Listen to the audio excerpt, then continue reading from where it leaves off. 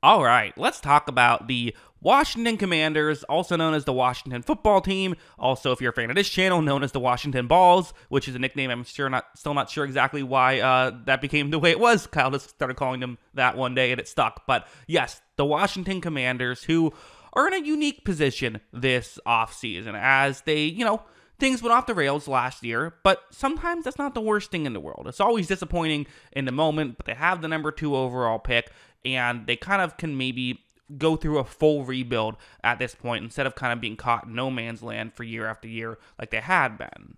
If you look at their overall, cap space and cash situation, yeah, they're in a pretty good situation. I mean, I guess trading away all your key upcoming free agents like, Montez Sweat and Chase Young kind of helps with that. But $92 million in cap space, $138 million in projected cash. I mean, they can go out and get their pick of the litter. Now, Washington's had a history of going out, signing big-name free agents, and having it not work out. Like, that's kind of a thing that they've always done. So, obviously, they know better than anybody. You can't build a team through free agency, but you can use it to help your roster. Maybe go out and add some pieces in key areas that could, at the very least, help a young player like Drake Young kind of fully, get better. Because, let's be honest, for Washington, there were some holes last year in their roster. There just were.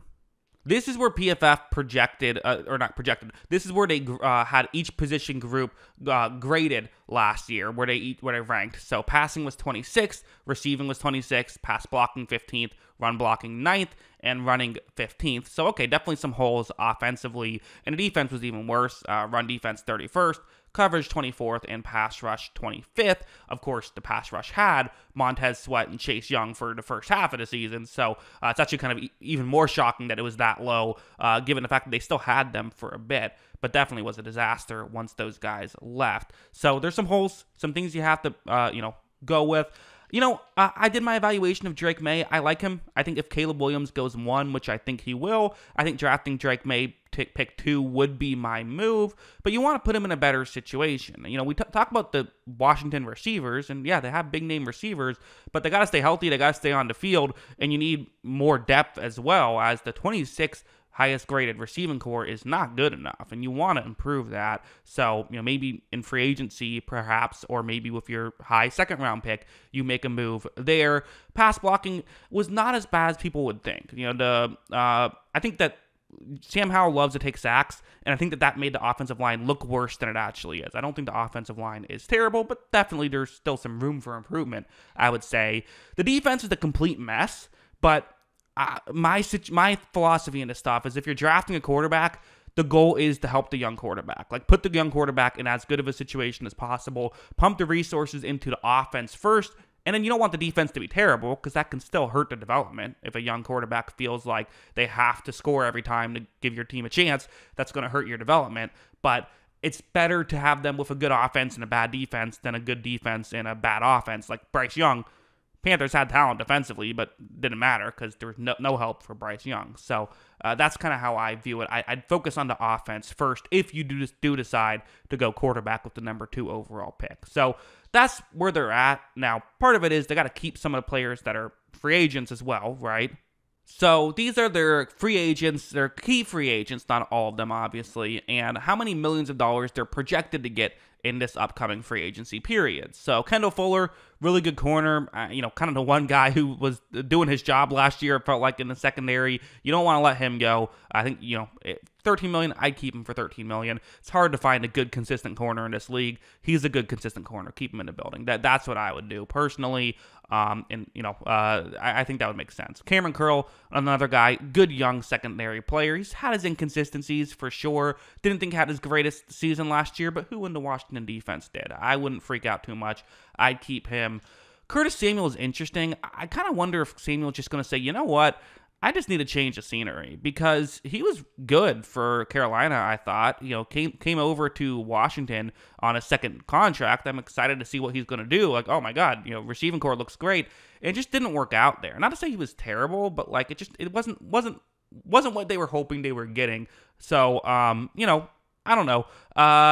He did get targeted a lot in that offense, so I wouldn't hate keeping him in the building either. Again, he's not a bad player. I'm not saying if it's $9 million, like, he still probably does that and then some for Washington. And like I said, you don't want to let receivers leave. I just wonder if he's going to request to go in maybe a different offense. I don't know. I'm just interested. Like, I could see Kansas City taking a run at him for sure. Jacoby Brissett is a guy who, like, again, you'll probably just let go because you have the new quarterback. But, sometimes it's nice to have a veteran quarterback stay there. And maybe you get, not him, but maybe you replace him with somebody. Also, Cody Barton, linebacker who, if you let walk, not the end of the world, but is a player you have to replace if you let him walk. So that's how I view him. That's how I view their upcoming free agents. So again, cap space, $92 million. Projected cash, over $130 million. It might be even more than that. They might be looking at like $150 million, to be honest. And it would only cost $45 million to re-sign everybody. So again, who do you re-sign? And you can't, you can't build a team through free agency. But like, doesn't it?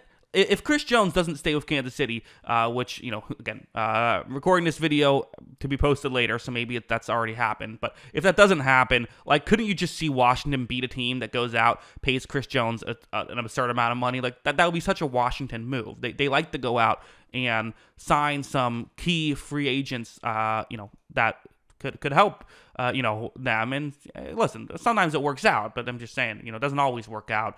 It's just an interesting situation for them. I don't know what else other than that. I think that, listen, if one of these key young defensive linemen are available, I wouldn't hate the idea at all in throwing a bag of money at them. Obviously, if one of these key, secondary players are available, I definitely think they should go out and throw a bag of money at one of them because they need help in the secondary. And I think adding another receiver would go a long way. I do. I think making it as good of a situation for Drake May.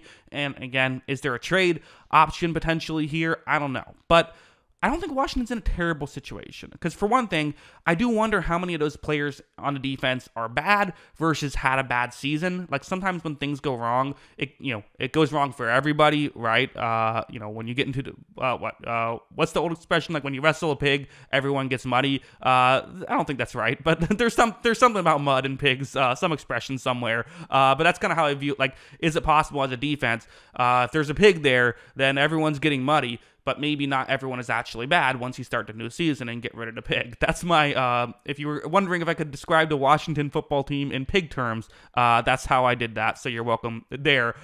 Just in general, I do wonder if there's some, there's some of that available, but you can't lose some of the key guys you have as well. They do have some guys that might say, you know what, hey, we don't want to be with the pig. We want to go somewhere else. I don't know. That's just another interesting fact that you have to talk about. So, yeah.